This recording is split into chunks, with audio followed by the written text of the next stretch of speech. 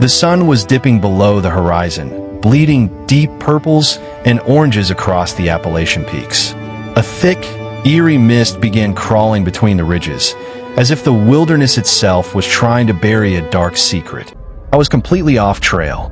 That's when I stumbled upon an old, rusted sign riddled with bullet holes. It read, "Stay on trail." A cold knot immediately tied up in my stomach. An unsettling dread washed over me. The temperature was plummeting fast, and the only sound was the loud, violent crunch of dead autumn leaves beneath my boots as I pushed deeper into the unknown. Suddenly, the fog got so thick it swallowed the trail entirely. It felt less like a weather change and more like crossing over into another realm. When you don't walk out of. I pulled out my military-grade compass to get my bearings, but my heart dropped. The needle was vibrating violently, spinning in frantic, chaotic circles.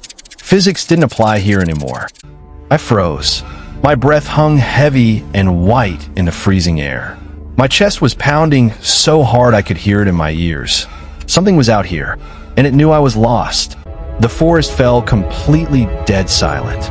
No birds, no wind, just the massive, ancient oak trees overhead, their twisted branches reaching down like skeletal claws under the dim moon. That's when I felt the eyes. Looking into a pitch-black thicket, a massive shadow, easily over 7 feet tall, suddenly stood upright and melted back into the trees. My blood ran cold. Panic seized me. Hanging from a branch right above the path was a rotting deer skull tied with strange, handmade vines. It wasn't a warning, it was a trophy.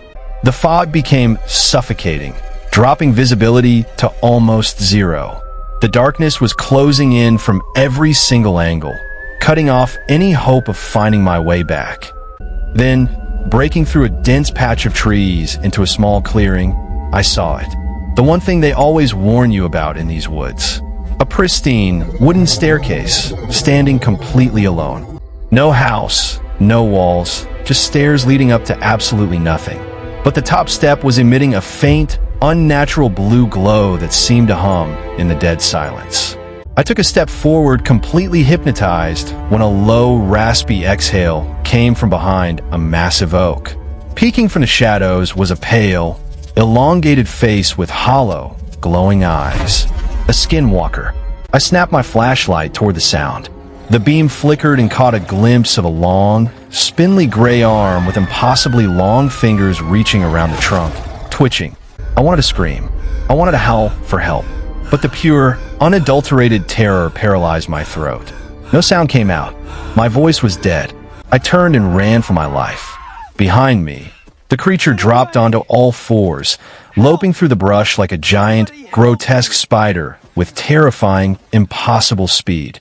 My flashlight beam bounced wildly off the trees as I tore through the woods, branches slashing my face. In the chaos, I passed tree after tree lined with faded missing persons posters. Adrenaline was the only thing keeping me moving. I burst through the tree line, fumbling frantically with my keys, and threw myself inside my truck, slamming the lock. I gasped for air, thinking I was safe. Then a wet, muddy slap hit the windshield.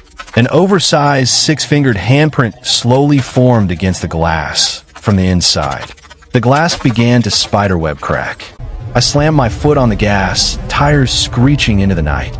In my rearview mirror, through the fading red of my taillights, I saw that tall, pale figure standing dead center in the road, melting back into the fog. These stories gave you chills.